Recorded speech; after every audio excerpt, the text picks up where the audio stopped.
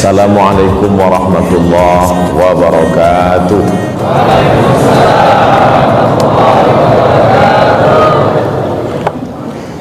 Alhamdulillahi wa kafa, wassalatu wassalamu ala al-habibil mustafa wa ala alihi wa ashabihi ahli tuqa wal wafa. Subhanaka la ilma lana illa ma'allamtana innaka antal alimul hakim. Rabbi syrah li sadri wa yassir li amri wahlul 'uqdatam min lisani yafqahu qawli. Yang berhormat menteri-menteri kabinet, timbalan-timbalan menteri, setiausaha tetap, timbalan-timbalan setiausaha, muslimin muslimat, hadirin hadirat, insyaallah kita semua dimuliakan Allah Subhanahu wa taala. Amin ya rabbal alamin. Ucapan yang kita terima ketika masuk ke dalam surga sama seperti kalimat yang keluar dari mulut semasa kita awal bersua dan berjumpa. Selalu kita baca dalam surah Yasin, salamun qawlam min rabbir rahim. 3 kali kita ulang, salamun qawlam min rabbir rahim, salamun qawlam min rabbir rahim. Kenapa kita ulang 3 kali? Sebab Nabi Muhammad sallallahu alaihi wasallam bila dia bertemu dengan ayat-ayat yang menyenangkan hati selalu dia ulang-ulang. Maka dalam doa khatam Quran ada bunyi kalimat, ya Allah ampunkan silap salah kami bila manakala kami baca ayat yang menyenangkan hati tentang surga kami tidak memohon, dan manakala membaca ayat tentang azab kami tidak minta jauhkan daripada azab. Itulah satu sebab mengapa kita ulang-ulang beberapa ayat yang menyenangkan hati. Salamun qawlan min rabbir rahim. Dalam ayat lain, wasiqal ladzina taqaw rabbahum ilal jannati zumara hatta idza ja'uha, ketika sampai di pintu surga, wa qala lahum khazanatuha, penjaga pintu surga berkata, salamun alaikum tibtum fadkhuluha khalidin. Ucapan yang kita terima masuk surga, salam. Allah yang kita sembah, Allahumma antas salam. Tempat yang akan kita diami nanti, wa adkhilnal jannata daras salam.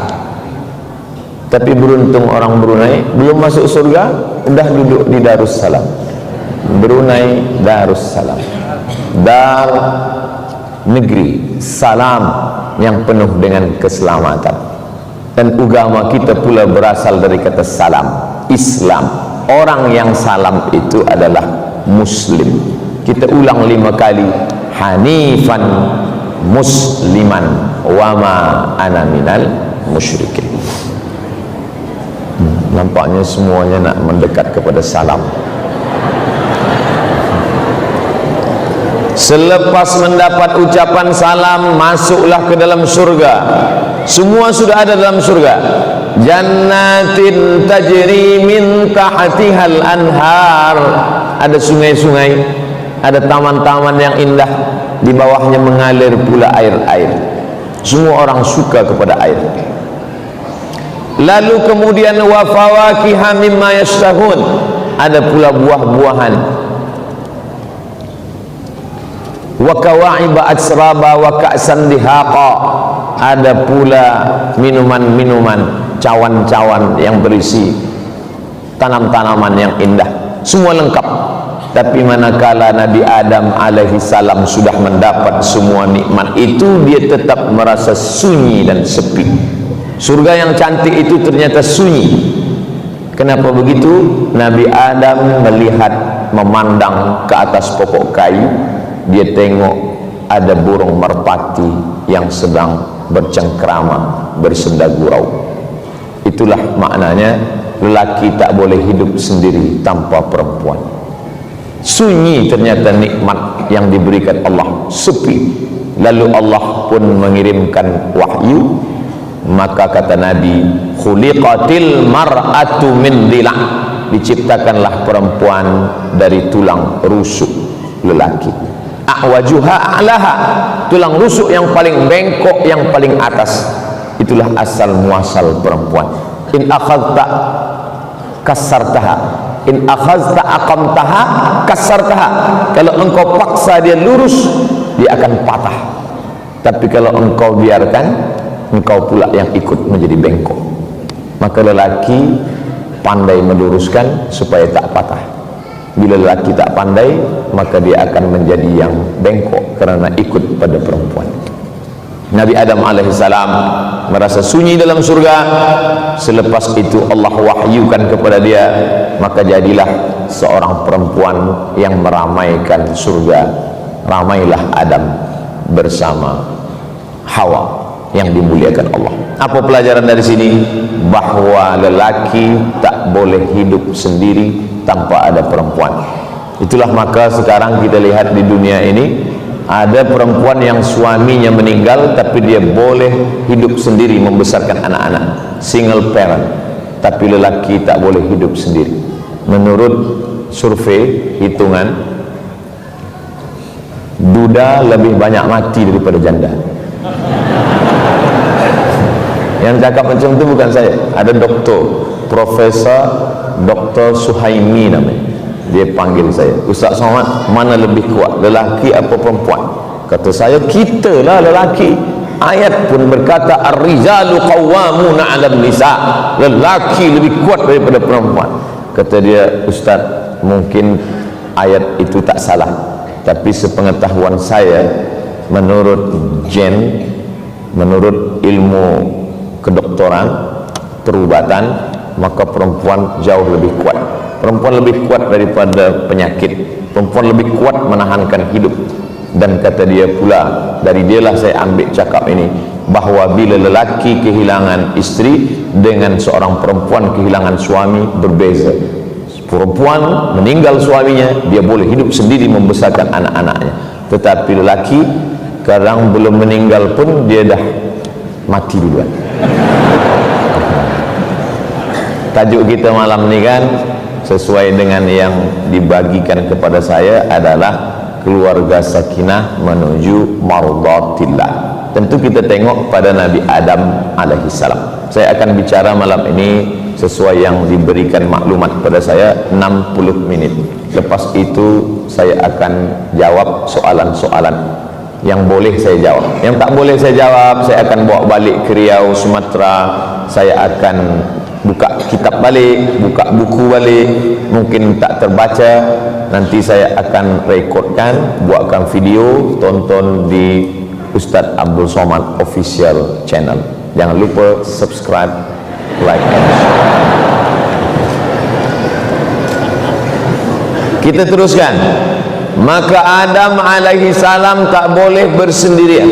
Oleh sebab itu pemuda-pemuda tak boleh sendiri, dia mesti berdua. Di Riau ada masjid besar namanya Masjid An-Nur. Di tepi Masjid An-Nur ni banyak pokok kurma. Pokok kurma cantik. Bila kita duduk tepi pokok kurma tu macam terasa di Al-Madinah Al-Munawwarah. Tapi pokok kurma ni tak ada berbuah. Sampai akhirnya datanglah seorang pakar kurma dari Thailand, namanya Mr. Kolak. Lalu kemudian kata Mr. Kolak setelah dia tengok-tengok, ini pokok kurma ni tak berbuah sebabnya satu. Kenapa Mr. Kolak? Sebab kurma ni jantan semua, tak ada betina.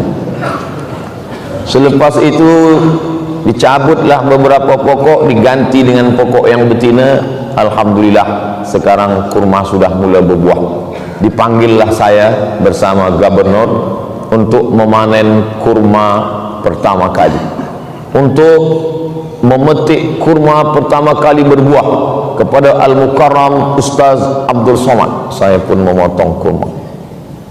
Yang menanam bukan saya, yang menyiram bukan saya.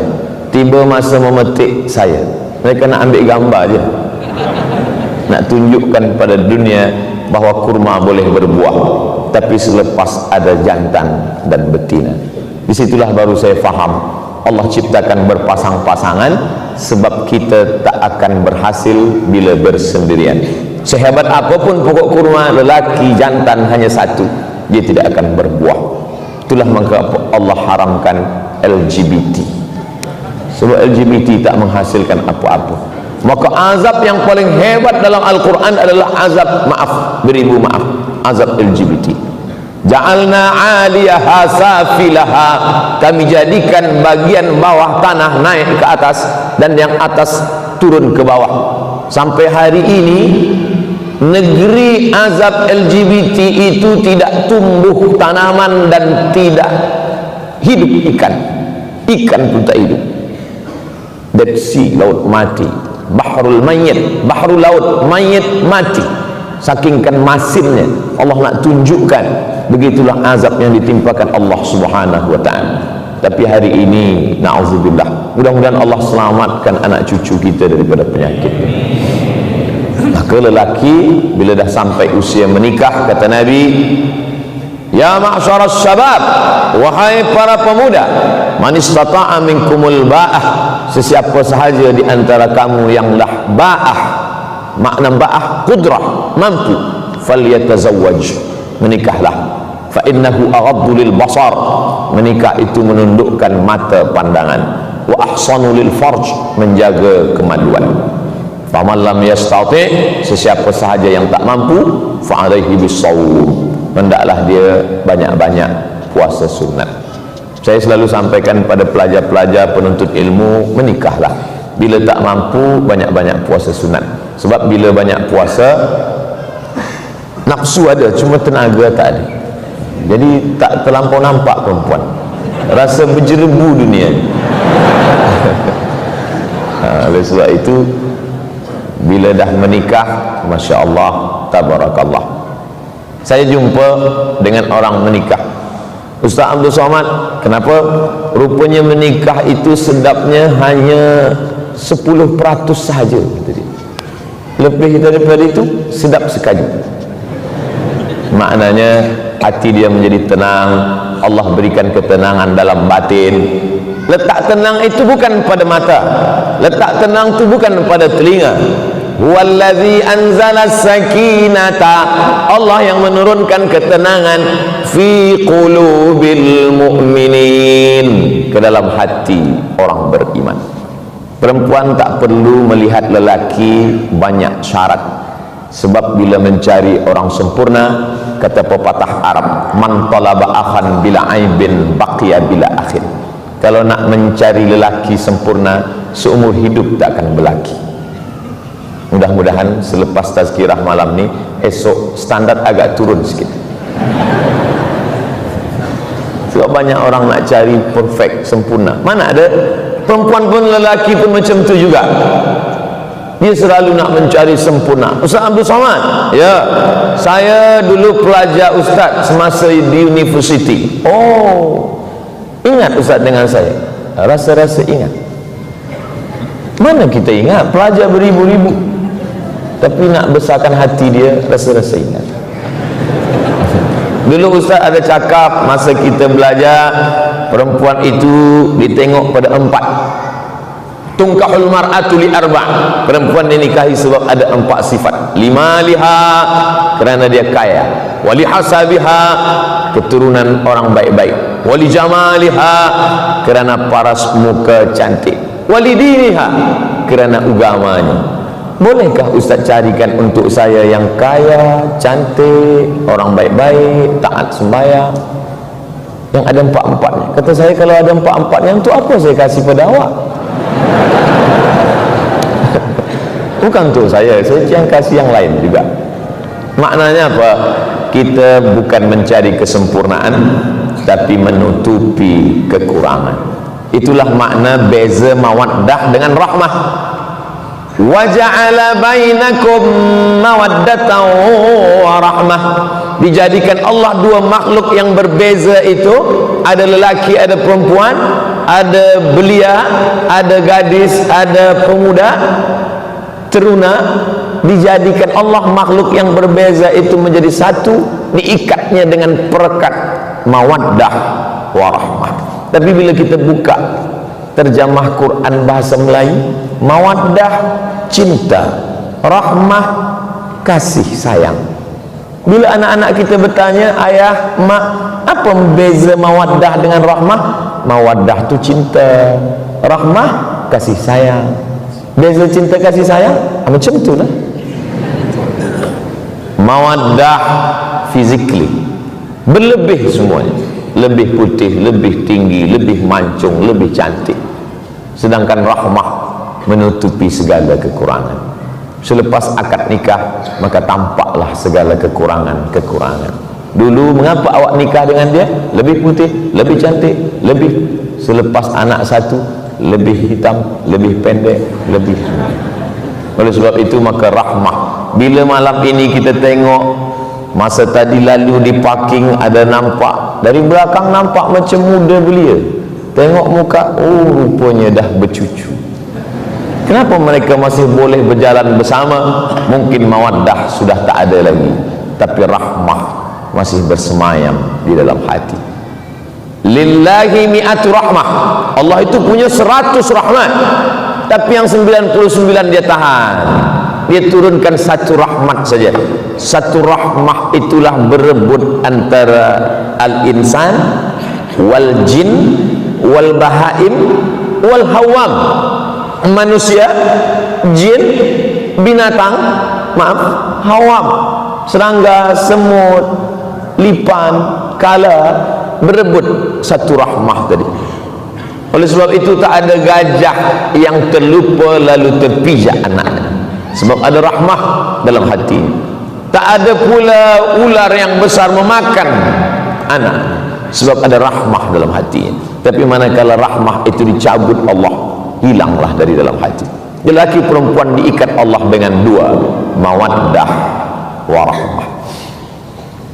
Wahai ayah, kata seorang perempuan dari Madian, inna khayra man istajartal qawiyul amin.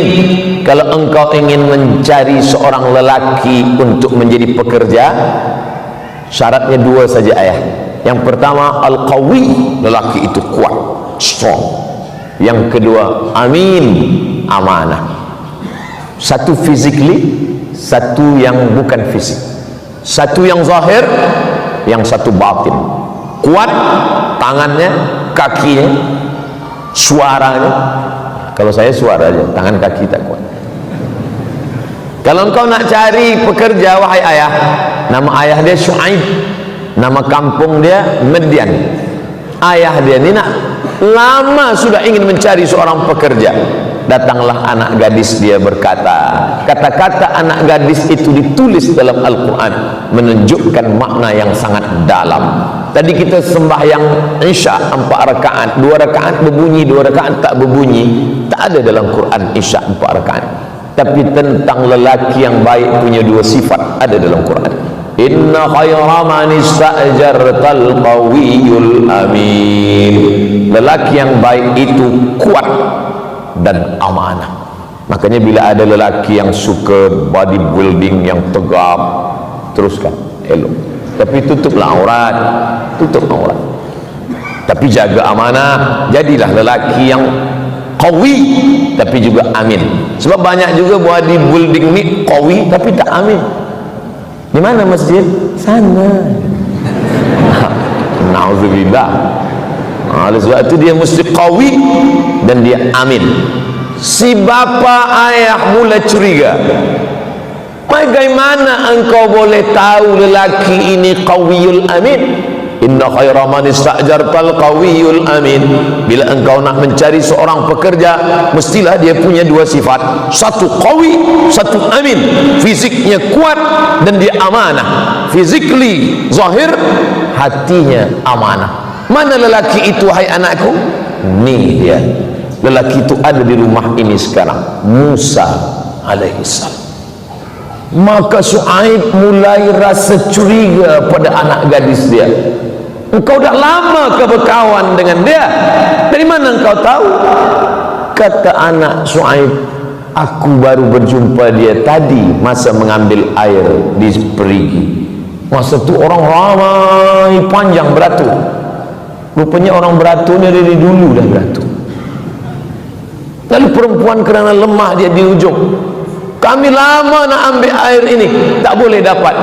Tapi tiba saja seorang lelaki meminta kami untuk maju ke depan ambil air. Siapa dia? Musa. Mengapa dia boleh?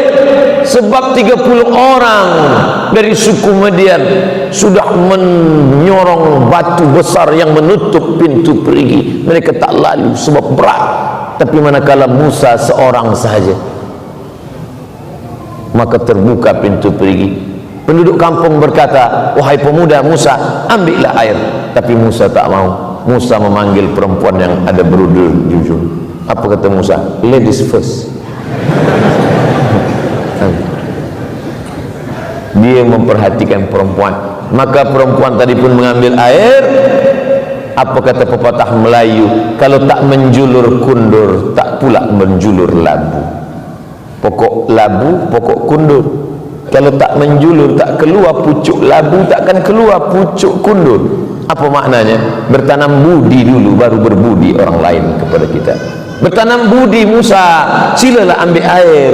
Barulah perempuan bertanam budi, sila pula lah datang bertamu ke rumah kami.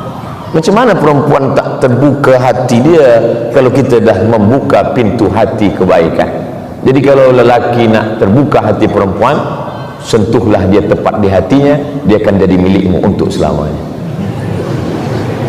Saya tak ada cakap macam tu, saya je. Nah, selepas itu mereka pun pergi menuju rumah perempuan yang nak berbalas budi tadi. Budi sikit aja, tapi dikenang sepanjang masa. Pisang emas buat belayar, masak sebiji dalam peti. Hutang emas dapat dibayar, hutang budi dibawa mati. Lepas itu di tengah jalan, Musa di belakang, perempuan tadi di hadapan. Sebab Musa tak tahu jalan, dia yang punya rumah. Dia akan membawa Musa bertamu ke rumah, berjumpa dengan ayahnya, ucapan terima kasih kepada orang yang sudah berbuat baik. Lalu kemudian angin datang bertiup kencang. Musa menundukkan pandangan, sebab maaf, nampak lekuk tubuhnya. Musa pergi ke depan. Kata Musa, hai perempuan, mundurlah engkau ke belakang, biarlah aku yang di depan. Nanti bagi tahu di mana letak jalan kiri atau ke kanan. Ayah, aku tahu dia amanah, sebab masa angin kencang bertiup, dia suruh kami ke belakang. Begitu perempuan zaman dulu, bertiup angin kencang baru nampak lekuk tubuh. Sekarang tak ada angin pun nampak. Memang zaman kita ni, kalau zaman Nabi dulu akhir zaman, kita ni memang dah ujung zaman. Makanya kalau tak diisi terus dengan tazkirah, kajian, na'udzubillah, tersesat, bukan di tepi jurang, masuk ke dalam neraka jahanam. Selepas itu mereka teruskan perjalanan, sampailah ke rumah Shu'aib. Maka kata anak Shu'aib, aku tahu dia kuat, bukan kerana aku lama berkawan. Aku tahu dia amanah, bukan kerana kami lama bersahabat. Kejap saja, tak sampai satu hari, tapi kerana melihat sifat-sifat. Apa maknanya? Tak perlu lama-lama ta'aruf, tak perlu lama-lama bertunang. Yang penting kita dah tahu bahawa dia kuat dan amanah. Ada lelaki ni tak kuat, tapi dia amanah, okey lah. Ada dia tak amanah, tapi dia kuat, okey juga. Kita mungkin boleh bawa dia pengajian tazkirah. Sudahlah tak kuat, tak pula amanah, carilah yang lain. Bunga bukan setangkai, kumbang bukan seekor. Patah tumbuh hilang berganti, hilang satu tumbuh seribu. Cari dulu yang lain, tak juga dapat, balik yang awal lagi. Nah, itu lelaki dipandang oleh perempuan. Maka Allah subhanahu wa ta'ala pertemukan mereka, ada jodohnya.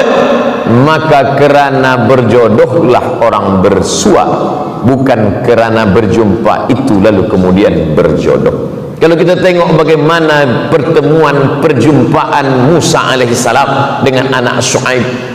Musa duduk di istana Fir'aun yang megah, anak Shu'aib di kampung Badui yang tak ada apa-apa. Tapi Allah pertemukan. Bagaimana cerita Allah membuat? Fawakazahu Musa. Ada dua orang yang sedang berkelahi, satu rakyat Fir'aun, yang satu Bani Israel. Musa melerai. Janganlah kamu berkelahi, kata Musa. Tapi mereka berdua terus juga bertinju, berkelahi. Janganlah berkelahi, kata Musa. Mereka tak nak berhenti. Fawakazahu Musa. Musa pun meninju salah satu dari mereka, mati. Heran orang, mengapa Musa ini sekali tinju mati? Iyalah, batu 30 orang tak boleh, dia seorang saja boleh. Patutlah mati. Jadi bila nak cari lelaki yang kuat, cari yang sekali tinju mati. Musa alaihissalam. Tapi ternyata di balik kekuatan itu ada musibah besar datang. Apa dia? Mati. Dan bila membunuh rakyat daripada Fir'aun, berarti membela Bani Israel, ini akan mendapatkan hukuman yang luar biasa.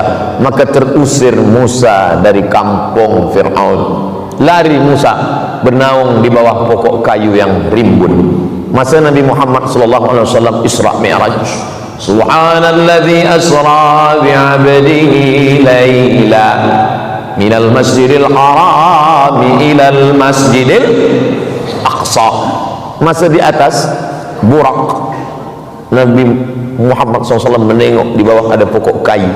Jibril, ya, itu pokok kayu yang hijau itu apa, Jibril? Kata Nabi Muhammad bertanya kepada Jibril. Jibril menjawab, itulah pokok kayu tempat Nabi Musa bernaung manakala dia lari dari kejaran orang masyarakat Fir'aun. Apa maknanya? Allah Ta'ala ingin menunjukkan sejarah, tapi cerita ni bukan nak bagi tahu kita lepas ni. Saya tak nak selepas tazkirah ni 2-3 hari lepas ni orang Brunei pergi mencari pokok kayu tu. Jangan. Ada pula yang bercakap, ni tasbih saya dari pokok kayu tu, Ustaz. Kayu apa namanya? Kayu koka. Oh, tak ada riwayat.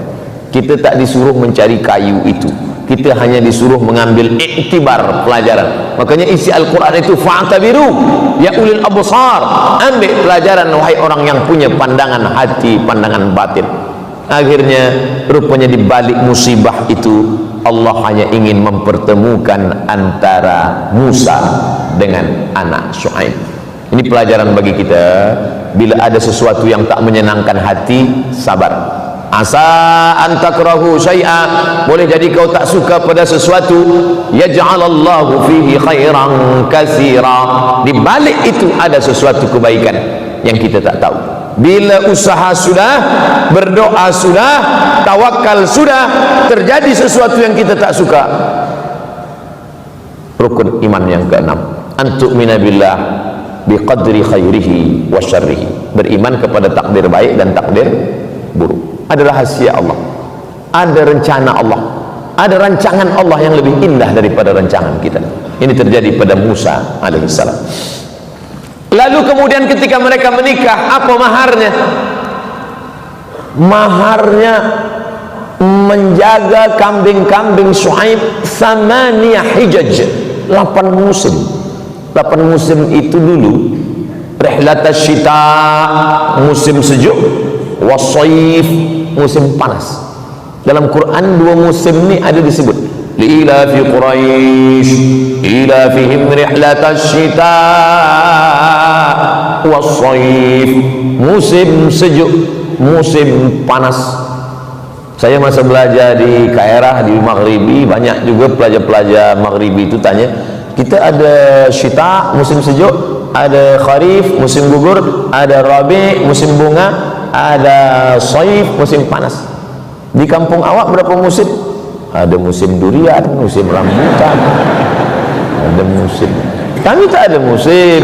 Kami duduk di khatil istiwa, khat garis istiwa, garis lurus, khatil istiwa, matahari yang lurus.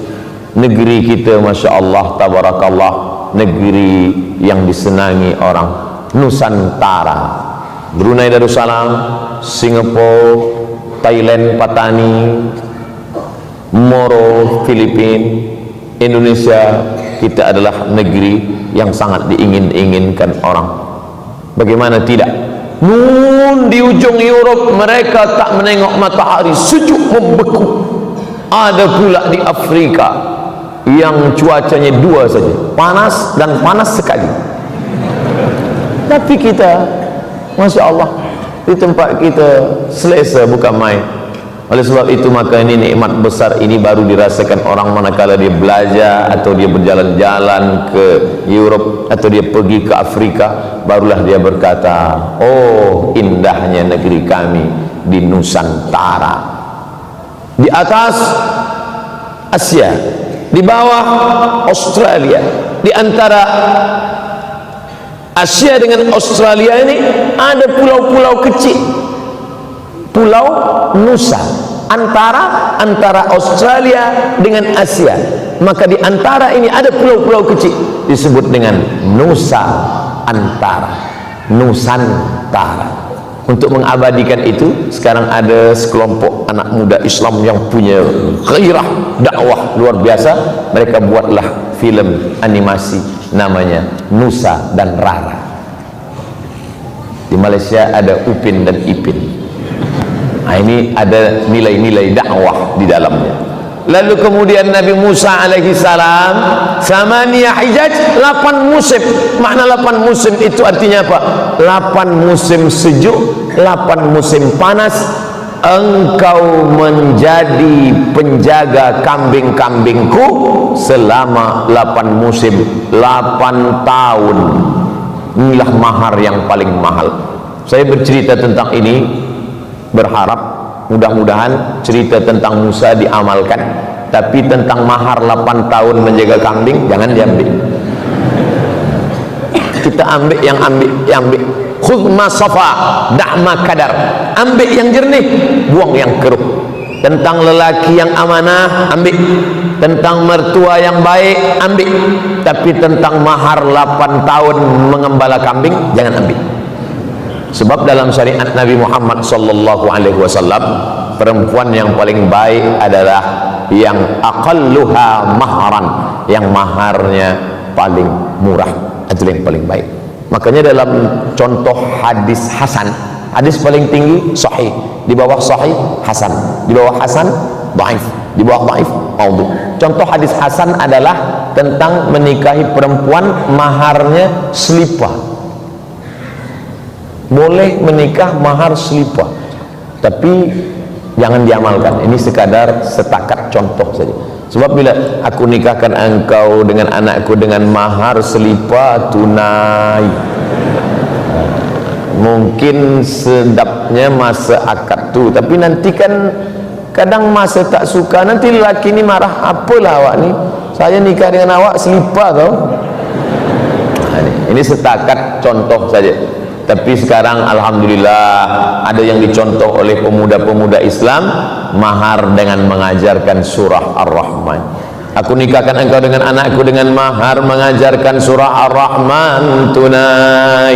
Selepas itu dia pun ajarkan Bismillahirrahmanirrahim. Ar-Rahman 'allamal Qur'an, khalaqal insan, 'allamahul bayan, sadaqallahul. Kenapa tak selesai? Nah, itu aja dulu. Mana boleh? Dah banyak dah. Apa dalil mahar menikahkan mengajarkan Quran ni? Adakah dalilnya dalam sunnah Rasulullah SAW? Ada. Masa Nabi bagi tazkirah, tegak seorang perempuan, inni wahabtu laka nafsi, inni aku wahabtu laka, memberikan nafsi diriku kepadamu.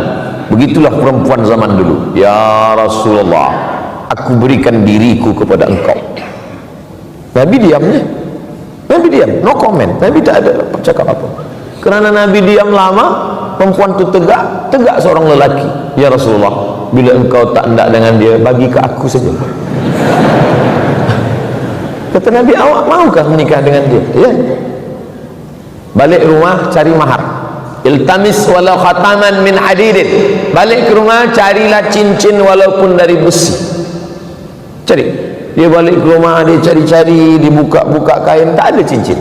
Dia datang lagi, tak ada ya Rasulullah. Ini susah betul. Cincin besi pun tak ada. Kata Nabi, cuba cari lagi, mungkin ada kain. Lepas tu dia balik, dia bawa kain. Ada kain ya Rasulullah. Untuk mahar engkau nikah dengan dia? Iya. Berapa kain? Satu. Bila kain satu jadi mahar, nanti istrimu pakai, kau pakai apa? Lepas itu dia pun malu tertunduk, kerana tegak lama malu dia pun pergi. Masa dia pergi itu Nabi panggil, ta'al, sini kejap. Hal ma'aka minal Quran, engkau ada hafaz Al-Quran? Dia pun sebutkan surat tu kada, surat tu kada, surat tu kada, surat tu kada. Saya hafaz surat ini, surah ini, surah ini, surah ini. Terus saja di majlis itu Nabi nikahkan. Apa kata Nabi? Zawajtuka ha, zawajtuka ka engkau, aku nikahkan engkau ha dengan dia, aku nikahkan engkau dengan dia, bima ma'aka minal Quran, dengan mengajarkan Quran yang ada pada diri engkau. Itulah sunnah hadis Nabi, dalil menikahkan anak dengan mahar mengajarkan Al-Quran. Mudah-mudahan para penghafiz Al-Quran, para hafiz Quran nanti dinikahkan dengan hafalan Al-Quran, insyaAllah. Amin. Yang nyebut amin yang hafal Quran dan belum nikah, yang sudah nikah untuk anak-anak kita, insyaAllah. Nah, artinya apa? Bahwa keluarga ini dibina berdasarkan Quran, generasi yang Qurani. Selepas itu pula Nabi SAW, apalah yang membuat Musa mahu berjuang maharnya 8 tahun?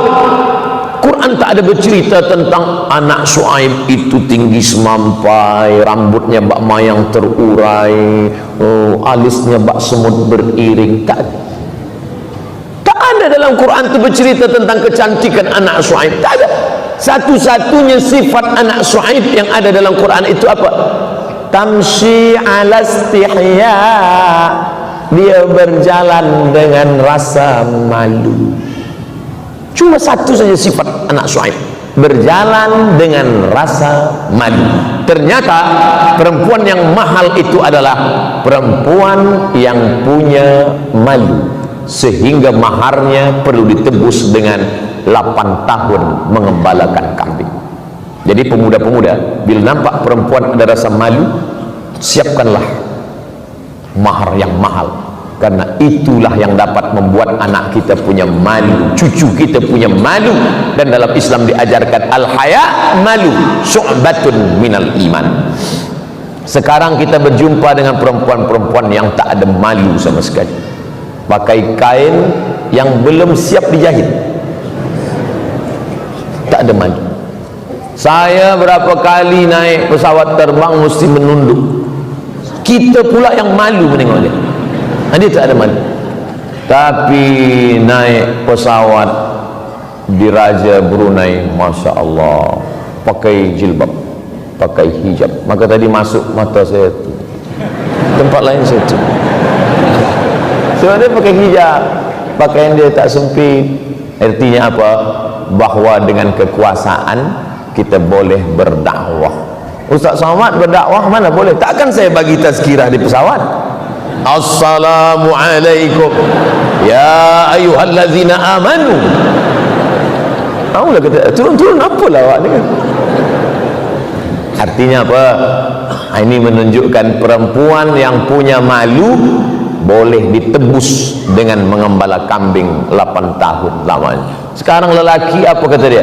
Lautan kan ku seberangi, bukit kan ku daki, masjid ku lalui. Mana boleh?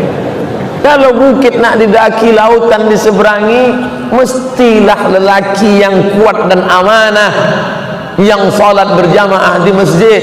Perempuannya pula punya rasa malu. Perempuan yang punya malu ini adalah perempuan yang amanah. Orang yang menjaga amanah itu dalam Islam disebut dengan Al-Amin. Lelakinya Al-Amin, perempuannya Aminah. Perempuan yang aminah melahirkan anak lelaki bergelar Al-Amin. Yang menggelar Al-Amin itu bukan Allah, yang menggelar Al-Amin itu bukan sahabat. Abu Jahal, Abu Lahab memanggil dia Al-Amin. Terpuji dia, dia lahir dari perempuan Aminah. Tapi jangan balik dari sini nanti puan-puan, tuan-tuan bercakap kepada isteri di rumah, patutlah anak kita tak Al-Amin sebab engkau tak Aminah. Nanti puan pula balas balik, anak kita memang tak amin, aku tidak aminah sebab engkau bukan Abdullah. Saya ingin cuma nak membagi tahu bahawa lelaki yang amanah hamba Allah berjumpa dengan perempuan yang punya rasa malu aminah, melahirkan anak yang terpuji di langit, terpuji di bumi. Ya'ti min ba'di ismuhu Ahmad, ha mim dal, alhamdulillahi rabbil alamin. Hamdu, terpuji. Ahmad terpuji, Muhammad dipuji. Tapi Nabi Isa berkata Ahmad. Ya'ti min ba'di ismuhu Ahmad, akan datang Nabi selepas aku bernama Ahmad. Kenapa namanya tidak Musa tak bercakap? Kenapa Isa tak mengatakan akan datang Nabi selepas aku bernama Muhammad? Kerana dia masyhur di langit di antara malaikat. Ahmad. Waktu itu belum ada kuku, belum ada bulu, belum ada darah, belum ada daging. Dia bernama Ahmad. Tapi selepas dia turun bersama manusia, dia bernama Muhammad. Sama-sama terpuji. Inilah nama yang Abu Jahal, Abu Lahab pun confused. Macam mana dia nak ejek olok-olok Muhammad? Abu Lahab masa dia marah, mana orang terpuji itu? Mestinya kalau kita marah, mana orang yang tercela itu? Mana orang yang jahat itu? Tapi menyebut nama dia pun tetap terpuji. Semarah-marahnya Abu Lahab tetap panggil dia Muhammad. Maka bila kita nak anak kita tetap dipuji oleh musuhnya, musuhnya marah pun tetap memanggil dia, mana Muhammad, mana manusia yang terpuji. Musuh-musuh saya yang membuli saya, yang mengejek saya, tetap memanggil saya, mana hamba Allah tadi? Abdus Somad, hamba Allah. Bila dia marah, dia tukar nama saya, mana hamba setan tadi? Tapi nama kita tetap hamba Allah. Maka nama yang paling baik adalah Muhammad, Ahmad, Abdullah, Abdurrahman, Abdurrahim, Abdus Somad. Amdu-amdu yang lain juga, karena kebetulan nama saya sebut. Nah, selepas itu lahirlah anak tadi, dibisikkanlah ke telinga dia. Kalimah pertama yang dibisikkan adalah asyhadu an la ilaha illallah.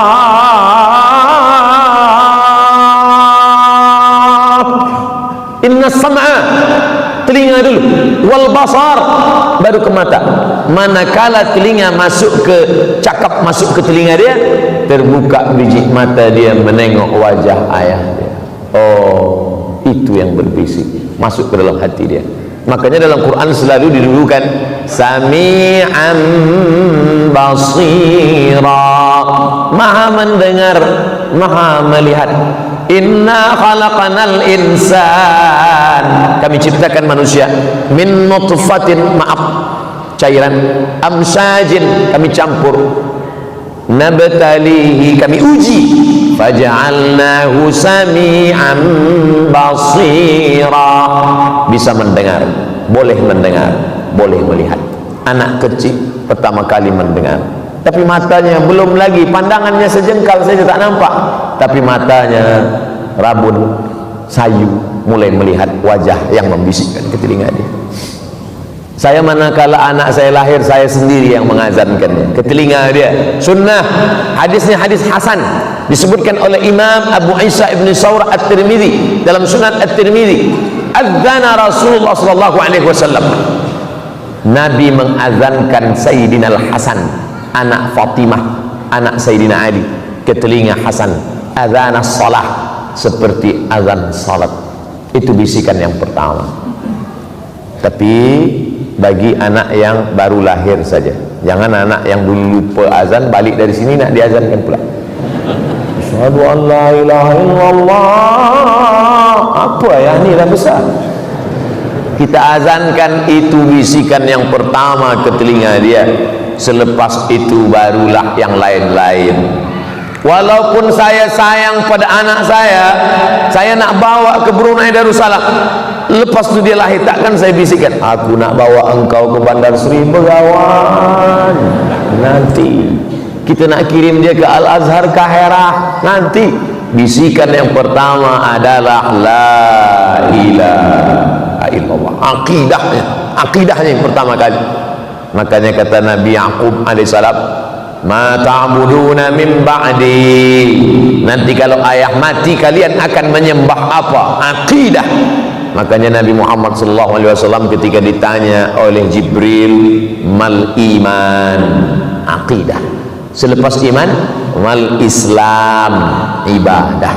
Selepas Islam, mal ihsan, akhlak. 3 yang ditanamkan pada anak.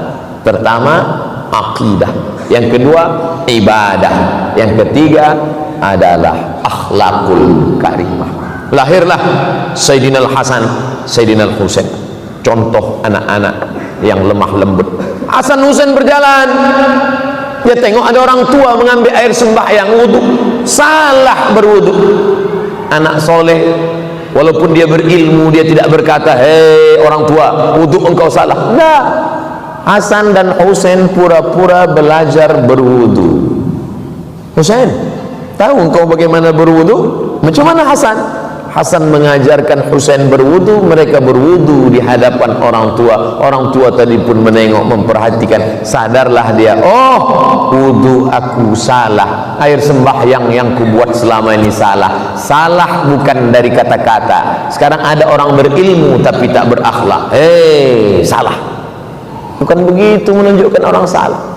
Kalau Abdul Somad salah bagi tazkirah ini, jangan tunjukkan kesalahannya di depan orang banyak. Bila engkau tunjukkan kesalahan orang depan orang banyak, saat itu engkau bukan perbaiki dia, tapi engkau sedang bukakan aib cacat dia. Tapi bagi tahu dia, Ustaz Somad, ya, ada yang saya nak bagi tahu sama Ustaz, tapi kita nak bicara 4 mata saja, boleh? Jangankan 4, 3 pun boleh. Apa dia?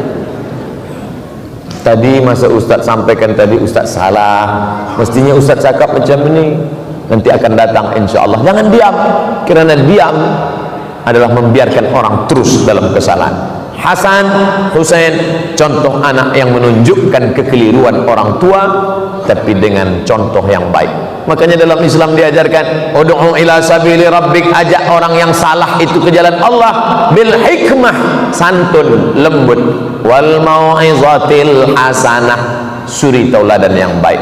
Kalau dia nak berdebat juga, ada orang tidak puas dengan kata-kata, mana hujjah awak, mana dalil awak, wajadilhum, debat dia billati hiya ahsan, dengan cara yang baik.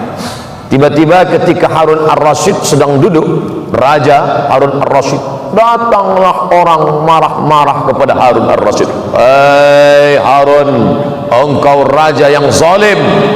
Kata Harun Ar-Rasyid, aku ini seorang khalifah, dan aku ini tidak sebaik Musa, aku ini pula tidak sezalim Fir'aun, dan engkau tidak sebaik Musa. Ingatkah engkau ketika Musa diperintahkan Allah datang kepada Fir'aun, apa kata Allah? Wa qula lahu qawlan layyina, katakanlah kata-kata yang lemah lembut, la'allahu yatadzakkara aw yakhsha, mudah-mudahan Fir'aun takut dan ingat. Aku tak sejahat Fir'aun dan engkau tak sebaik Musa. Kenapa kata-katamu lebih kasar daripada kata-kata Musa kepada Fir'aun? Artinya dengan apa? Kelembutan, kebaikan, menyentuh kata-kata orang. Kita sudah bercerita tentang suami, kita sudah membahas tentang istri, sudah membahas tentang anak. Sekarang membahas tentang cucu. Sampai kepada cucu kita bahas. Kalau umur panjang, kita mesti bercerita tentang panjang, bahwa selepas cerita ini lalu kita mati meninggal dunia, niat kita sudah sampai insyaAllah. Nabi sedang khutbah di atas mimbar. Oh, tinggi mimbar kita. Nabi sedang khutbah di atas mimbar. Mimbar Nabi, ma baina baiti wa mimbari raudhatun min riyadil jannah. Rumah Nabi sebelah kiri, bila kita menghadap kiblat, mimbar Nabi. Nabi khutbah di atas mimbar, di sebelah kanan rumah Nabi, di belakang rumah Nabi rumah Fatimah bersama Sayyidina Ali bin Abi Thalib. nampak Nabi Hasan dan Husain sedang berkelahi merebut kain. Turun Nabi dari atas mimbar, sedang khutbah Jumat, turun dari atas mimbar, dia lerai Hasan Husain, dia gendong berdua. Apa kata Nabi? Innama amwalukum wa auladukum fitnah. Memanglah harta dan anak ini ujian, kata Nabi. Apa maknanya? Sayangnya kepada cucu membuat dia turun daripada mimbar. Tapi dia Nabi. Saya belum pernah buat lagi. Jangan kita khatib bawa anak khutbah turun gendong anak. Innama amwalukum wa auladukum fitnah. Kita tak sampai makam tu, tapi Nabi nak tunjukkan. Nabi peluk Hasan, Nabi peluk Husain, Nabi cium Hasan, Nabi cium Husain. Ada orang Arab Badui di bawah. Apa kata orang Arab Badui? Aku anak lelakiku 10, satu pun tak pernah aku cium. Memang orang Arab Badui ini keras hati. Sehebat-hebatnya orang kita yang pakai tatu, yang rambut panjang, yang bisa hitam, tapi kalau dah nampak budak kecil, hilang beringasnya, hilang marahnya, bangkit lucu dia. Anak kecil dia. Tapi orang Arab Badui tak. 10 anak dia lelaki, satu pun tak pernah aku cium. Keluarlah sabda Rasulullah SAW. Apa kata Nabi? Ar-rahimuna yarhamuhumur rahman, man la yarham la yurham. Orang yang tak ada rasa kasih sayang dalam hatinya, maka Allah tak akan sayang kepada dia.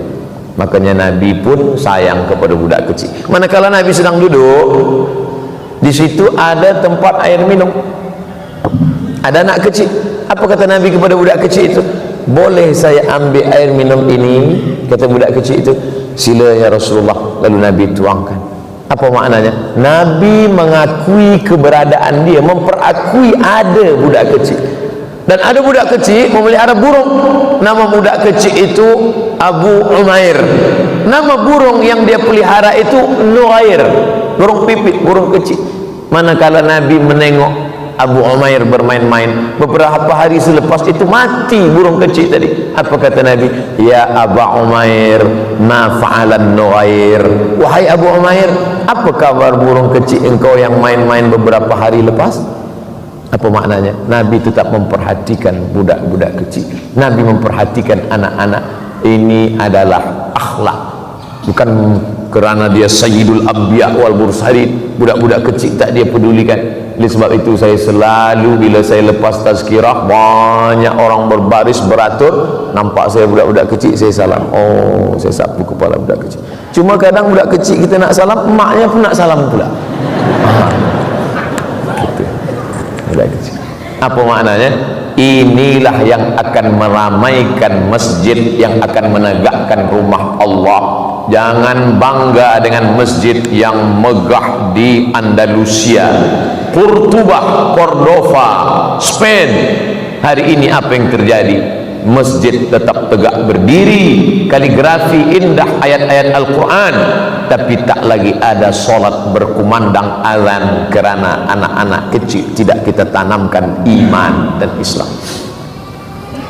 Ada anak menangis, makna ada anak menangis. Ada anak lompat-lompat lari-lari, maknanya masjid kita tetap akan ramai 100 tahun akan datang, insyaAllah. Amin.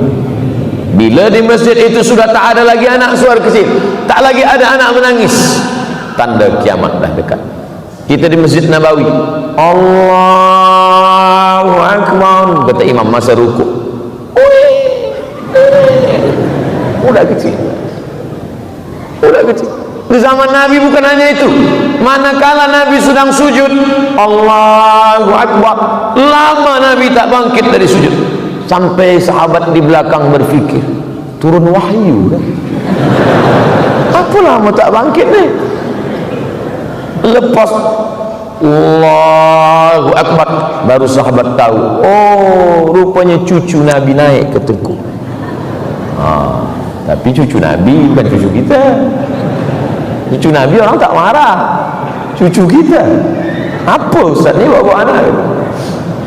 Kalau sebab itu maknanya apa?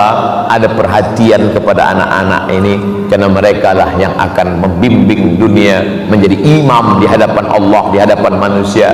Ayahnya Abdullah, ibunya Aminah, anaknya Amanah, cucu-cucunya innal Hasan wal Husain sayyida syababi ahlil jannah. Sesungguhnya Sayyidina Al-Hasan dan Sayyidina Al-Husain adalah sayyid. Sayyid artinya pemimpin. Makanya kita selalu menyebut Sayyidi Al-Habib Umar bin Hafiz yang sekarang sedang berada di Nusantara, Sayyidi Abdul Qadir Al-Jilani. Kenapa di pangkal nama itu disebut Sayyid? Tapi saya tengok di Malaysia, di Brunei tak ditulis Sayyid tapi Syed, S-Y-A-D, Syed. Tulisan Arabnya Sayyid, Sayyidi, tuanku, Sayyidina, pemimpin kami. Kalau perempuan Sayyidati, tapi kan orang Melayu susah nak sebut Sayyidati, Siti. Siti itu daripada Sayyidati. Sayyidati Fatimah, Sayyidati Aisyah, Sayyidati Khadijah. Tapi kan orang Melayu payah nak Siti. Sayyidati, Sidi, Sidi laki-laki, Sidi Muhammad bin Abdullah. Di Maroko pun orang sebut Sidi, dan perempuan Siti, dan kita buang T-nya satu jadi Siti. Siti Khadijah, Siti Aisyah adalah pengagungan kepada cucu-cucu Rasulullah sallallahu alaihi wasallam. Maka dalam Islam diajarkan keempat-empat ini, ayahnya, ibunya, anaknya, dan cucunya. Satu ustaz belum cakap lagi, apa dia? Menantu. Waktu kita tinggal 5 menit lagi, 5 menit untuk menantu. Suatu ketika Umar bin Khattab berjalan berkeliling kota Al-Madinah Al-Munawwarah. Suatu malam dia mendengar, dia dengar seorang perempuan berkata, masukkan air susu ini ke dalam tempat bejana, masuk, campur saja dengan air putih, dia supaya banyak, esok kita boleh jual. Dia boleh banyak, esok kita jual di kota Madinah. Kata anak perempuan ini, bunda, ibu, bila kita campur dengan air putih, tak apa, Umar bin Khattab sedang tidur di rumah. Umar bin Khattab sedang mendengar. Umar bin Khattab tak tahu. Kata anaknya, Umar bin Khattab tidak tahu, tapi Allah Maha tahu. La ta'khudhuhu sinatun wala naum. Umar bin Khattab bagi tanda pada rumah. Rumah ini ada perempuan solehah di dalam. Umar bin Khattab balik ke rumah. Esok pagi dia kumpulkan sahabat tabi'in. Wahai sahabat, esok pagi dia kumpulkan sahabat, cari rumah di sana, ada anak gadis di sana, kita pinang. Untuk siapa? Untuk anak Umar bin Khattab. Jadi tuan malam ni carilah rumah-rumah yang amanah, pinang untuk anak kita, bukan untuk kita, untuk anak-anak kita. Dari perempuan yang solehah ini lahirlah anak cucu. Itulah dia Umar bin Abdul Aziz. Umar bin Abdul Aziz itu khalifah yang adil, lahir dari cucu perempuan yang tidak mahu mencampur air susu dengan air putih tadi. Kesolehannya, solehahnya melahirkan anak cucu yang baik-baik. Wal baladu thayyibu yakhruju nabatuhu biizni rabbih. Tanah yang baik menumbuhkan tanaman yang baik. Walladzi khabutha la yakhruju illa nakida. Tanah yang tak baik menumbuhkan tanaman yang tak baik. Selepas ayat itu Allah bercerita, walaqad arsalna nuhan ila qaumihi. Kami utus Nabi Nuh. Apa hubungan tanah dengan Nabi Nuh? Ternyata Nabi Nuh adalah tanaman yang baik, tapi ditanam di tanah yang tak baik, lahirlah anak yang tak baik bernama Kan'an, anak durhaka yang tak mau naik ke atas bahtera perahu Nabi Nuh alaihissalam. Ayahnya sudah, ibunya sudah, anaknya sudah, cucunya sudah, menantu pun sudah. 60 menit kita bersama. Nanti bila balik ada orang bertanya, siapa bagi tazkirah tadi? Ustaz Abdul Somad. Apa isi tazkirah dia? Ayah, emak, anak, menantu, cucu. Itu saja. Iya. Kalau cerita itu elok tak usah datang. Ada hikmah-hikmah dari cerita. Abdul Somad tak pandai nak menyajak, menyuruh orang, marilah. Saya tak pernah nak suruh-suruh orang, tak. Saya hanya bercerita saja, karena memang Allah suruh kita bercerita. Faqsusil qasasa, ceritakan kisah-kisah itu wahai Muhammad, la'allahum yatafakkarun. Mudah-mudahan mendengar cerita itu hamba Allah menjadi berfikir. Mudah-mudahan yang mendengar berfikir dan yang menyampaikan lebih berfikir lagi, insyaallah. Amin ya rabbal alamin. Saya akan jawab soalan-soalan. Menurut Ustaz, bagaimana pandangan Ustaz Abdul Somad tentang pemuda-pemudi zaman now, zaman saat ini, yang ada hubungan tak boleh, haram. La yakhluwanna rajulun ma'amra'atin, tak boleh lelaki dengan perempuan berdua-dua illa ma'azi mahramin, tak ada boyfriend, girlfriend, tak ada. Saya 4 tahun di Kaherah tak ada boyfriend, tak ada girlfriend. Kenapa tak ada? Tak dapat. Sebab pelajar Malaysia 5,000, pelajar Indonesia 2,400, yang perempuan 300 saja, lelaki 2,100. Saya termasuk yang kalah. Tapi alhamdulillah selepas balik dipertemukan Allah, punya anak. Jadi jangan pernah takut tidak ada jodoh. Kalau jodoh takkan kemana. Asam di gunung, garam di laut, dalam belanga berjumpa jua, kata orang Melayu. Tapi kalau kata orang Barat, man from Mars, woman from Venus. Lelaki dari Mars, perempuan dari Venus berjumpa di bumi. Itu beza orang Melayu dengan orang Mak Saleh Putih. Kita selalu cerita makan saja. Asam di gunung, garam di laut, berjumpa dalam belanga. Mereka tak, mereka cerita tentang planet Mars, Venus, kata dia. Maka mereka selalu takut bila tengok langit di atas, dia kata alien dah dekat dah. Tapi kita nak bercerita bahawa sesuatu yang mustahil, kata Allah, innama amruhu iza arada syai'an ayaqula lahu kun fayakun. Maka jangan ada girlfriend, jangan ada boyfriend. Tak ada guna tazkirah kalau tak merubah sikap.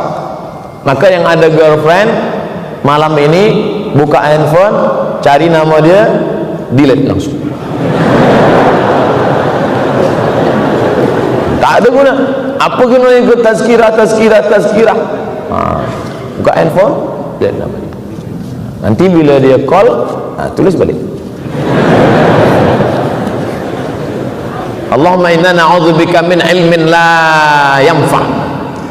4. Ya Allah, jauhkan kami dari ilmu yang tak bermanfaat. Wa min qalbin la yakhsha', hati yang tak takut. Wa min nafsin la tasbah, nafsu tak pernah kenyang. Wa min du'ain la yusma', doa tak dikabulkan. Pokok pangkal pertama, ilmu tak bermanfaat sebab tak diamalkan. Maka bila ustaz dah kata buang girlfriend, buang boyfriend, buang, bagi tahu dia, oh my girlfriend, malam ni aku buang engkau, esok pagi aku nak datang, ku pinang kau dengan bismillah. Dia pun balas, so sweet, kata dia. Soalan saya, bagaimana nak nikah dengan janda yang sudah berhijrah, sedangkan keluarga saya tidak bersetuju dan tak ada restu dari ibu bapa. Janda belum ada anak, janda umur 25 tahun. Saya nak beristrikan dia tapi dihalang oleh keluarga, dan saya disuruh nikah dengan kawan lama saya. Datanglah seorang sahabat Nabi menikah. Kata Nabi, awak dah menikah? Ya Rasulullah. Dengan gadis apa dengan janda? Saya nikah dengan janda. Hala bikran, kenapa tak nikah dengan gadis? Nabi pun kesal dia nikah dengan janda. Kenapa awak tak nikah dengan gadis? Tula'ibuha wa tula'ibuka, engkau boleh bencengkrama, kenapa nikah dengan janda? Kata dia, ya Rasulullah, mak saya dah mati, meninggal, adik-adik saya banyak. Kalau saya nikah dengan gadis belia, nanti dia berkelahi dengan adik-adik saya. Tapi bila saya nikah dengan janda, nanti adik-adik saya boleh dia jaga. Jadi bila ada sebab, boleh nikah dengan janda. Untuk yang pertama ni first time, okey lah. Nanti kedua baru cari gadis.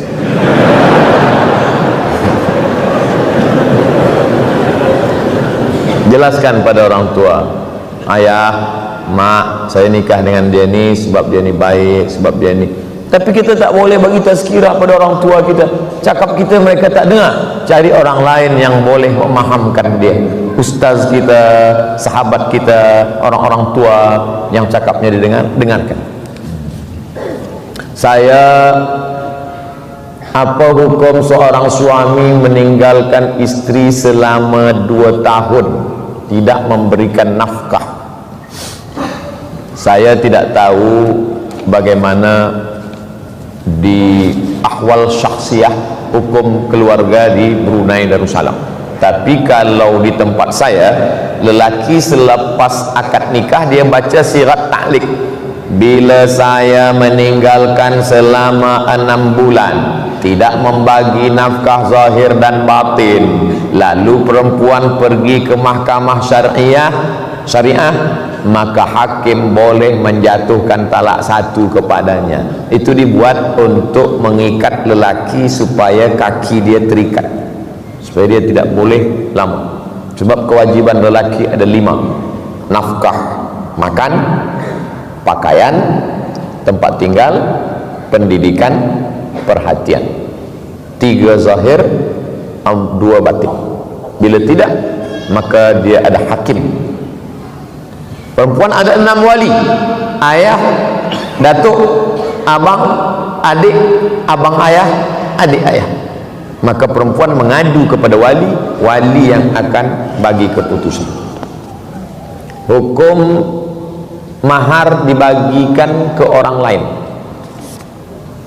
Mahar yang diberikan seorang lelaki kepada perempuan: aku terima, aku nikahkan engkau dengan anakku dengan mahar sebentuk cincin emas tunai. Maka selepas diberikan mahar itu, maka menjadi milik perempuan. Perempuan itu boleh menjualnya, perempuan itu boleh mewakafkannya, perempuan itu boleh menyimpannya, perempuan itu boleh menghibahkannya, karena itu milik dia, milik perempuan. Perempuan yang menikah dengan lelaki, maka harta perempuan punya perempuan. Apa beza harta lelaki dengan harta perempuan? Harta lelaki, harta perempuan. Dalam harta lelaki ada milik perempuan, nafkah. Tapi dalam harta perempuan tak ada milik lelaki. Makanya perempuan boleh bagi zakat pada lelaki dia. Hai suamiku, aku tengok engkau susah sikit, aku bagi engkau zakat. Tak boleh. Sebab perempuan tak wajib memberi nafkah, tapi lelaki tak boleh bagi zakat sekaligus nafkah. Hai perempuan, istriku, ini aku bagi engkau nafkah terus zakat nafkah, tak boleh. Sebab kewajiban dia. Maka oleh sebab itu, maka ini mas kawin punya dia. Dia boleh jual, dia boleh, tapi biasanya dia tak jual sebab ada sejarah, ada cerita di balik cincin itu. Ustaz bagi nasihat agar para istri boleh memberikan kebenaran untuk para suami supaya mereka boleh berpoligami.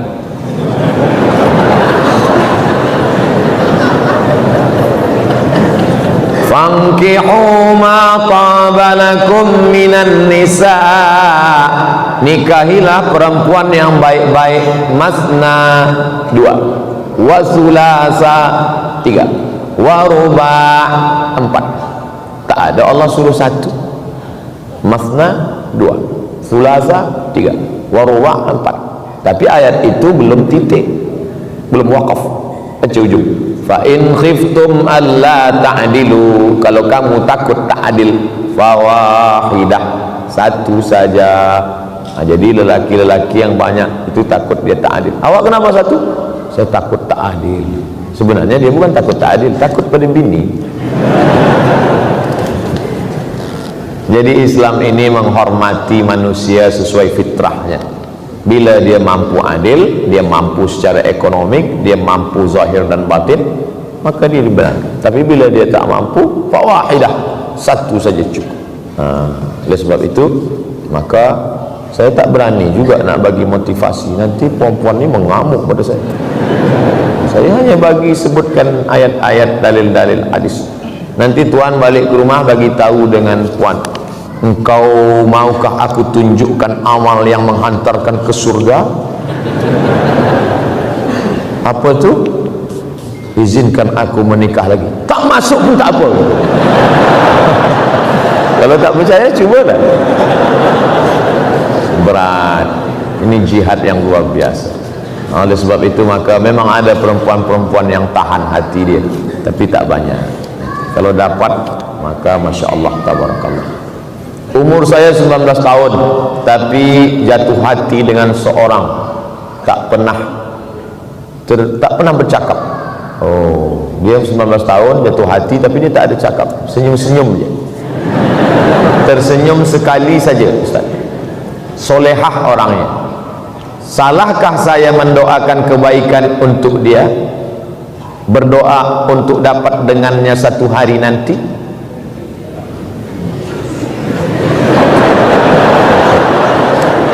Saya khawatir awak berdoa nak ingin hidup dengan dia masa umur 19, sementara awak masih panjang umur lagi. Sekarang nak hidup dengan dia sekarang, lepas ni ditakdirkan Allah sekolah pergi ke Turki, nampaklah perempuan mata biru, hidung mancung. Doa ada tertulis ini, akan menyesal. Jadi kita berdoa ni, ya Allah, bagi yang 19, bagi yang 20, jangan ajarkan Allah Ta'ala, cukup saja berdoa, ya Allah, bagilah aku yang terbaik untuk agamaku dunia dan akhirat. Itu sebab takut nanti menyesal. Dapat yang sekarang ni nampak cantik sekarang, tapi hati berbolak balik. Sekarang nampak hitam manis, nanti hilang manisnya tinggal hitam. Oleh sebab itu maka yang nak berdoa, doa saja, ya Allah, bagi aku jodoh yang boleh menolong aku untuk kebaikan duniaku dan akhiratku. Itu saja. Kalau memang jodoh, nanti akan dapat dia.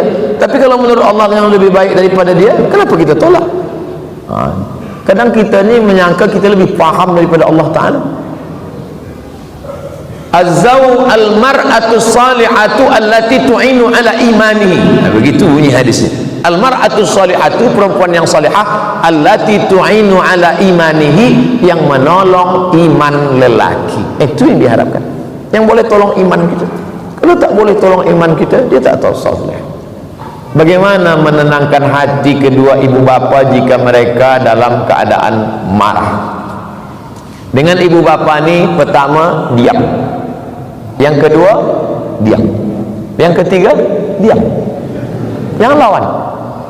Mak saya umur 70 tahun, umur saya 42 tahun. Apa pun kata dia, saya diam. Bulan Mac lepas dia meninggal dunia, saya tak menyesal, sebab saya tak pernah melawan. Diam. Ibu ayah kita tak pernah memandang kita besar. Dia selalu melihat kita adalah budak kecil yang baru pandai merangkak dan berjalan. Oleh sebab itu kita salah bila kita merasa kita besar. Almarhumah mak saya tak pernah tengok saya seorang Ustaz Abdul Somad. Dia tengok saya budak kecil yang baru pandai berjalan. Maka bila dia marah, saya diam. Saya tak pernah balik, saya bagi mak sini, ya ayyuhal emak. Saya tak pernah bagi dia tazkir. Saya tetap menganggap diri saya adalah budak kecil, kerana kita di mata mereka tak pernah besar. Kita adalah budak-budak. Oleh sebab itu maka kita diam. Bila dia berhenti, baru kita bercakap. Ingatlah, tak banyak yang saya bagi menghadapi orang tua, satu kata saja, diam. Tuan guru yang dimuliakan Allah, apakah boleh solat jenazah dilakukan bermakmum jemaah perempuan? Apa hukumnya? Solat jenazah Masjid Nabawi Muharram. Salatu alal maiti yarhamkumullah. Salat mayat jenazah, ada tak dengar? Salat jenazah lelaki saja, tak ada. Perempuan semua ikut salat jenazah. Yang tak boleh itu mengiring jenazah. Perempuan tak boleh mengiring jenazah, hukumnya tak sampai juga, haram, makruh. Pesan Sayyidina Abu Bakar Siddiq, bila aku meninggal nanti, jangan diiringi jenazahku oleh perempuan. Pesan itu sunnah Nabi Muhammad SAW. Kenapa begitu? Sebab kalau lelaki ini cepat lupa. Lelaki ngiring jenazah, dia hantar sampai liang lahat, lepas tu balik dia lupa. Perempuan susah lupa. Bila dia tengok itu susah dia lupa. Perempuan susah nak lupa, sampai mati dia tak lupa. Makanya banyak perempuan selepas suami dia meninggal, dia jaga anak sendiri, dia tak nikah lagi, dia susah lupa. Beza dengan lelaki, ada pun bini dia lupa. Dan sebab itu maka jaga. Perempuan susah nak lupa. Maka perempuan ini bila dia dah nampak, dia ikut solat jenazah saja. Man syahidal janazata hatta tusalla alaiha, siapa yang ikut solat jenazah lahu qirat, dapat satu qirat. Wa man syahidal janazata hatta tudfana, siapa yang ikut solat jenazah hingga dikebumikan lahu qiratan, dapat dua qirat. Wa mal qiratan ya Rasulullah, apa dua qirat itu ya Rasulullah? Mithlul jabalainil azimaini, seperti dua bukit Uhud yang besar. Ini hanya bagi lelaki. Perempuan, makanya perempuan tak ada masuk ke baqi. Yang masuk ke baqi lelaki saja. Perempuan dari luar pagar, dari luar tu pun dia menangis-nangis. Laisa minna man darabal khudud wa shaqqal juyub, siapa yang memukul-mukul pipi, menarik-narik rambut, menguyak-nguyak baju, bukan umat Muhammad SAW. Mungkin di negeri kita Melayu saya belum pernah tengok, tapi di Mesir, saya tengok berapa kali ada perempuan lah, anak dia meninggal, laki dia meninggal, pukul-pukul, ya Allah weh, sobek-sobek, tarik rambut.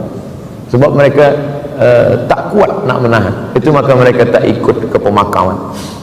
Saya pernah ikut sekali ke pemakaman, ada perempuan, isteri dia ikut, dia nak masuk dalam. Abang, aku nak masuk. Yang lain tak. Sebenarnya kalaupun kita diam pun dia tak juga nak masuk. Tapi yang lain tak, jangan puan. Tapi saya diam aja. Saya kata, masuklah kalau nak. Takkan masuk. Mana ada nak masuk? Cuba nanti kalau ada perempuan, semua jangan tahan, diam aja, suruh dia masuk. Tak ada. Bagaimana kita cara menilai secara benar tentang ilmu para Muslim scholar yang tumbuh macam cendawan, malah memberikan satu hukum yang berbeza di antara satu yang lain, yang akibatnya membawa kekeliruan kalangan umat Islam. Kata Imam Malik bin Anas, guru Imam Syafi'i, kullu kalamin yu'malu wa yutraku, semua cakap orang boleh diamalkan, boleh dicampak, dibuangkan, illa sahibu hadzal qabr, kecuali yang ada di makam ini. Imam Malik tunjuk makam Rasulullah SAW. Cakap manusia boleh diamalkan, boleh dibuang, kecuali yang ada di makam ini. Hadis Nabi Muhammad SAW. Artinya cakap orang boleh diamalkan, boleh kita buang. Cakap Abdul Somad malam ini, ambil yang baik-baik, yang buruk-buruk, yang tak elok, buang. Abdul Somad tak dapat wahyu. Kalau Abdul Somad dapat wahyu, dia Nabi yang ke-26. Manusia biasa. Sedangkan Imam Malik bin Anas saja berkata begitu, apalagi kita manusia biasa. Adapun cendekiawan-cendekiawan yang berkata bertentangan dengan syariat, taraktu fikum amraini, ku tinggalkan pada kamu dua perkara sahaja. In tamassaktum bihima, kalau kamu pegang yang dua ni, lam tadillu abadan, kamu tak akan sesat untuk selamanya. Kitabullah, Al-Quran, wa sunnati, sunnah Rasulullah SAW. Apa kata Imam Syafi'i? Bila kamu berjumpa dengan fatwaku, lalu kamu nampak hadis sahih, in sahhal hadis fahuwa madhhabi, bila nampak hadis sahih maka itulah mazhab. Tengok bagaimana Imam Syafi'i. Nabi punya anak namanya Fatimah, Fatimah punya anak namanya Sayyidina Husain, Husain punya anak namanya Ali, Husain punya anak namanya Ali. Ayah Husain Ali, ayah dia Ali, anak dia Ali. Untuk membezakan Ali datuk dengan Ali cucu, maka dipanggil dengan Zainal Abidin. Ali Zainal Abidin. Zainal perhiasan, Abidin ahli ibadah, kerana ibadahnya banyak. Dalam kitab Syiar A'lam An-Nubala ditulis oleh Imam Az-Zahabi, Ali Zainal Abidin sehari sujud 1000 kali. Maka digelar dia dengan Imam As-Sajjad. Sajjad artinya banyak sujud. Saking banyaknya sujud disebut As-Sajjad, 1000 kali. Dia pergi ke toilet nak buang hajat, maaf, dia pakai baju. Lepas itu bila nak dia sembahyang, dia lepas baju yang di toilet tadi, dia pakai baju lain. Anak dia bertanya, ayah, ya, kenapa ayah ganti baju toilet, ayah tukar dengan baju baru? Apa kata dia? Sebab tadi ada lalat hinggap. Aku tak ingin kaki lalat itu, yang lepas kaki lalat yang hinggap ke kain tadi, aku bawa sembahyang. Tengok bagaimana waraknya Ali Zainal Abidin. Kata anak dia, tapi Rasulullah ayah, Rasulullah pakai baju yang di toilet, dia bawa salat. Taraja'a an fi'lihi wa qawlihi. Maka Imam Ali Zainal Abidin meninggalkan perbuatannya walaupun baik kerana mengikut sunnah Rasulullah SAW. Buka kitab judulnya Tambihul Mughtarrin, peringatan pada orang yang tertipu, ditulis oleh Syekh Abdul Wahab Asy'arani. Perbuatan itu walaupun baik, tapi kalau bercanggah dengan sunnah Rasulullah ditinggalkan. Yang melakukan itu siapa? Cicit Rasulullah SAW. Nah, jadi kita baik ikut siapa? Ikut Nabi Muhammad SAW. Apa lagi cendekiawan? Cendekiawan bukan kaki lalat, kaki ayam ke baju dia. Saya ingin menikah, kedua belah keluarga sudah bersetuju, tapi keluarga saya dan keluarga bakal itu mahu kasih pernikahan besar. Oh, dia nak buat walimah besar lah. Saya belum mampu untuk menanggung perbelanjaan besar. Jadi boleh tak berikan sikit nasihat untuk saya? Yang nak besar kan keluarga. Kenapa saya bagi nasihat pada awak? Pada keluarga yang minta besar itulah. Hai keluarga yang nak besar-besar, keberkahan bukan pada yang besar. Aulim walau bisyatin. Suatu ketika datang sahabat Nabi namanya Abdurrahman bin Auf. Abdurrahman bin Auf ini pindah dari Makkah ke Madinah, susah. Lepas itu dia berniaga, dia dapat untung, dia pun menikah. Tangan dia bagi atharu sufrah, ada kuning-kuning di tangan dia, kuning bekas minyak wangi namanya za'faran, kuning, biasa dipakai orang nikah. Kata Nabi, Abdurrahman bin Auf, ya, awak nikah kan? Iya ya Rasulullah, di tangan awak ada bekas kuning. Iya, saya nikah. Kenapa tak jemput saya, tak buat walimah? Aulim walau bisyatin, buatlah kenduri walaupun hanya seekor kambing. Makna seekor kambing bagi orang Arab itu jemputan 10 orang sahaja.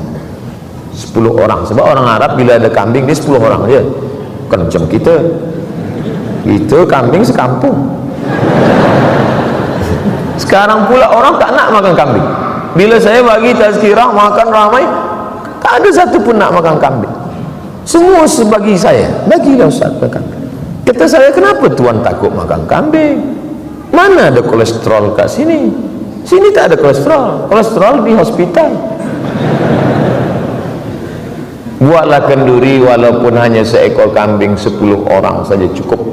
Doanya, barakallahu lakuma wa baraka alaikuma wa jama'a bainakuma fi khair. Besar tapi tak ada berkah. Sebab apa? Riak. Ada riak di dalam. Oleh sebab itu maka bagi syuhrah. Maka kata Nabi SAW, a'linu hadzal nikah, jangan diam-diam, a'linu, bagi iklan, waj'aluhu fil masajid, buat akadnya di masjid, wadribu alaihi bidufuf, pukulkan duf, pukulkan gendang. Pukulkan gendang, marhaban, marhaban ya nur, marhaban ya nurul aini, selamat datang wahai cahaya mata. Yang dimaksud cahaya mata adalah Nabi Muhammad SAW ketika datang bercahaya dia. Tapi sekarang dipukulkan gendang, marhaban wahai cahaya mata, selamat datang mempelai lelaki. Semua tertunggu-tunggu, mana lelaki yang bercahaya tadi. Itu keluar tengok hitam. Apa hukum berbakti lebih kepada ibu bapa mertua daripada ibu bapa kandung bagi lelaki? Sebenarnya dia tak berbakti pada mertua, dia takut pada bini dia je. Bila engkau berbakti pada emak engkau, biasa, sebab engkau di dalam rahim dia 9 bulan 10 hari, menyusu, meminum air susu badan dia selama 2 tahun.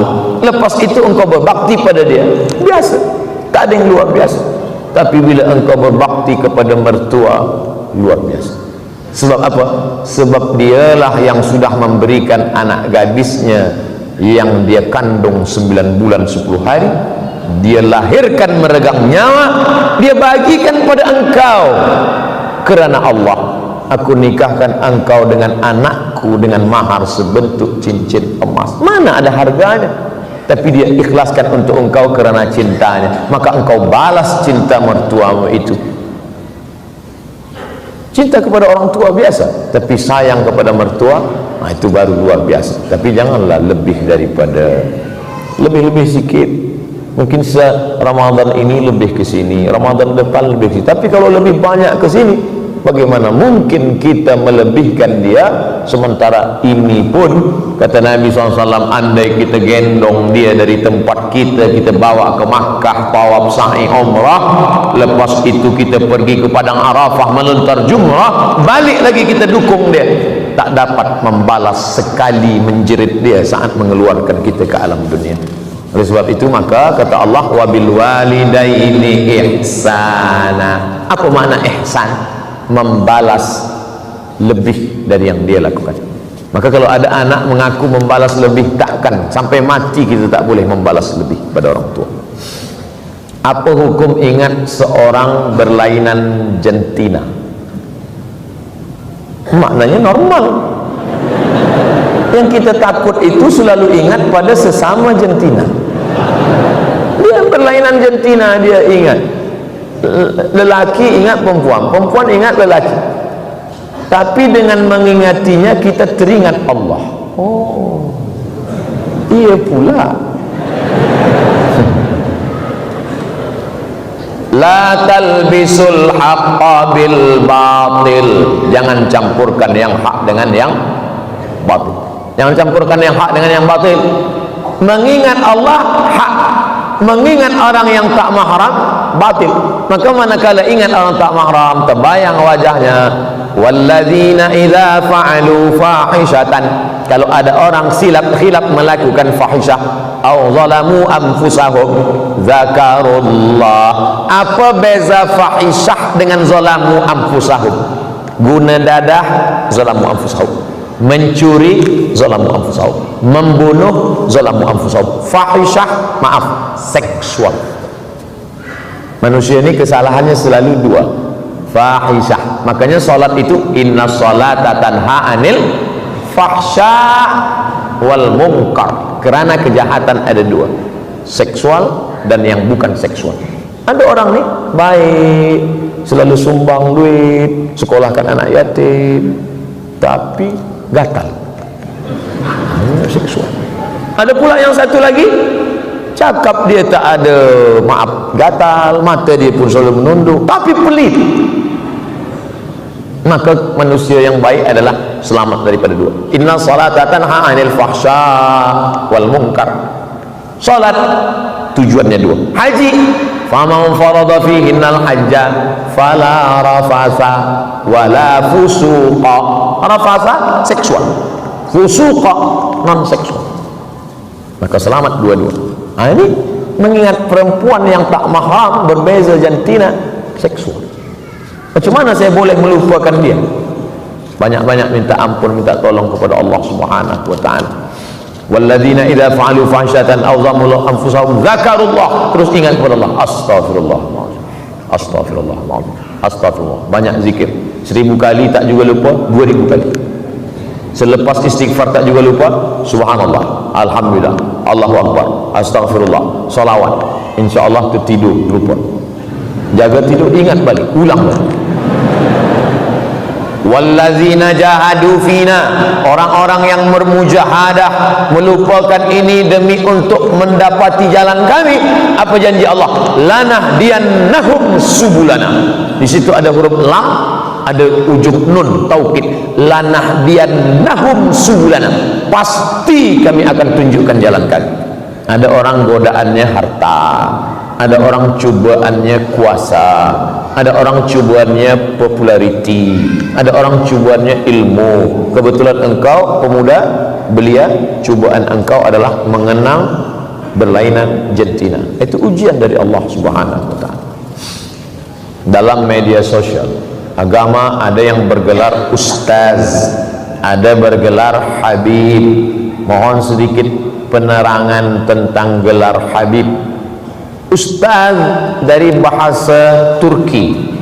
Ustaz artinya guru yang besar, yang hebat. Guru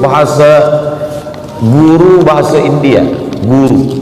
Kita ini banyak pakai raja, guru. Nah, itu dari India karena banyak peradaban dari India. Raja, guru. Sedangkan bahasa Arabnya muallim, orang yang mengajarkan ilmu. Muhadzib, orang yang menghaluskan akhlak. Muaddib, orang yang membuat menjadi beradab. Mudarris, orang yang menunjukkan. Murabbi, orang yang mendidik. Sedangkan ustaz dari bahasa Turki. Kalau di Mesir, di Kaherah, kalau al-ustaz itu berarti profesor. Al-ustaz, profesor. Maka Abdul Somad tak usah panggil ustaz. Jadi kami nak panggil apa? Panggil brother. Habib diambil dari kata hub. Hub artinya cinta.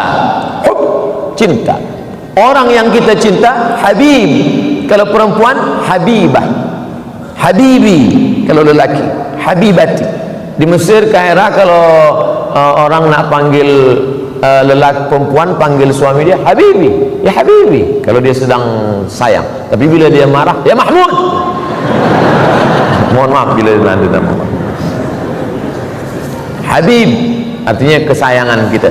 Kenapa kita panggil Habib Rizik Syihab, Habib Umar bin Hafiz, Habib Ali Zainal Abidin? Kerana kita sayang kepada dia, kerana ada darah Nabi Muhammad sallallahu alaihi wasallam mengalir dalam badan dia. An asila ila qarabati Rasulillah sallallahu alaihi wasallam ahabbu ilayya min an asila ila qarabati. Menyambung silaturahim dengan keturunan Rasulullah lebih aku sukai daripada menyambung silaturahim dengan keturunanku sendiri. Hadis riwayat Bukhari, ucapan Abu Bakar Siddiq. Mudah-mudahan kita termasuk yang sayang kepada keturunan Rasulullah SAW. Ala hadhihi niyyah wa kulli niyatin salihah. Al-Fatihah. A'udzubillahi minasyaitonir rajim. Bismillahirrahmanirrahim. Alhamdulillahirabbil alamin. Arrahmanir rahim. Maliki yaumiddin. Iyyaka na'budu wa iyyaka nasta'in. Ihdinas siratal mustaqim. Siratal ladzina an'amta 'alaihim ghairil maghdubi 'alaihim waladdallin. Amin. Allahumma shalli ala sayyidina Muhammad wa ala ali sayyidina Muhammad. Allahumma inna natawassalu ilaika bi jahi nabiyyika Muhammad sallallahu alaihi wasallam wa alihi at-tayyibin at-tahirin. Kami bertawassul kepada Engkau dengan kemuliaan Nabi Muhammad SAW. Antu yassir lana umurana, mudahkan segala urusan kami ya Allah. Wa antu faqihna fid din, dalamkan ilmu agama kami ya Allah. Wa taj'al abna'ana wa banatina min huffazil Quran wal hafizat, jadikan anak-anak kami menjadi para penghafaz Al-Quran. Wa anta dafa'lana wa anta dafa'anna al-ghala wal waba wal fahsya wal riba wal zina wal munkar. Selamatkan kami, negeri kami dari segala malapetaka, bencana, musibah ya Allah. Ya muqallibal qulub, wahai Engkau yang membolak-balikkan hati, sabbit qulubana, kokohkan hati kami ala dinik, dalam agamamu, wa ala ta'atik, dalam ketaatan kepadamu. Rabbana ighfir lana dzunubana, ampunkan dosa kami, wali walidina, ayah bunda kami, wali masyayikhina, guru-guru kami, wali a'immatina salihin, pemimpin-pemimpin kami yang saleh, wali ikhwanina alladzina sabaquna bil iman, saudara-saudara kami yang sudah mendahului kami dengan iman. Allahumma khtim lana bi husnil khatimah wa la takhtim alaina bi su'il khatimah. Allahumma ja'al akhir kalamina inda intihai ajalina, jadikan akhir kalam kami manakala ajal kami sampai, yang keluar dari mulut kami la ilaha illallah Muhammadur Rasulullah sallallahu alaihi wasallam. Rabbana atina fid dunya hasanah wa fil akhirati hasanah wa qina adzabannar. Wa sallallahu ala sayyidina maulana Muhammad wa ala alihi wa sahbihi wasallam. Walhamdulillahi rabbil alamin. Taqabbalallahu minkum minna wa minkum taqabbal ya karim. Terima kasih segala perhatian, mohon maaf segala kekhilafan dan kesilapan. Wassalamualaikum warahmatullahi wabarakatuh.